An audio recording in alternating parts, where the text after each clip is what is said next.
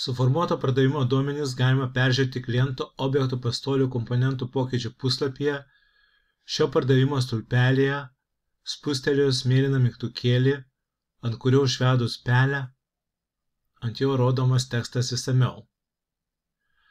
Šį veiksmą taip pat galime atlikti atidarę aktų sąrašo puslapį per kairiojo meniu skiltį Aktai pastolių nuoma,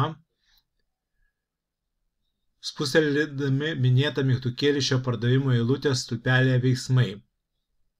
Atsidarius pardavimų peržiūros puslapyje, matome pasirinkto pardavimo duomenis, tačiau negalime jokių duomenų keisti, tik pereiti į kitus puslapius. Šalia mėlyno mygtukėlio minėtose anksčiau puslapiuose yra oranžinis mygtukėlis, ant kurio užvedus pelę rodomas tekstas redaguoti. Atsidarius pardavimo redagavimo puslapiui, matome pasirinkto akto duomenis, galime redaguoti arba įvesti pastabą ir naujinti pardavimo duomenis.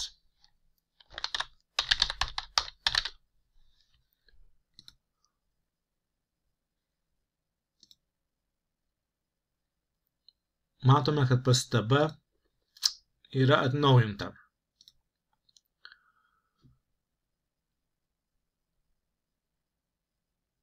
Kitų pakeitimų duomenyse atlikti negalima, tačiau prireikus šį pardavimą galime šiame puslapyje anuliuoti, paspaudus mygtuką anuliuoti. Po pardavimo anuliavimo anuliuosis ir su juo susietas nurašymas. Anuliavus pardavimą, iš objekto parduoti komponentai grįš į objektą, jų turimas visas kiekis taip pat atitinkamai padidės, kadangi anuliuosis ir nurašymas, o kiekis sandėlyje liks toks pats, kaip ir buvo prieš pardavimo, nes pardavimas iš kliento objekto neįtakoja sandėlio likučių.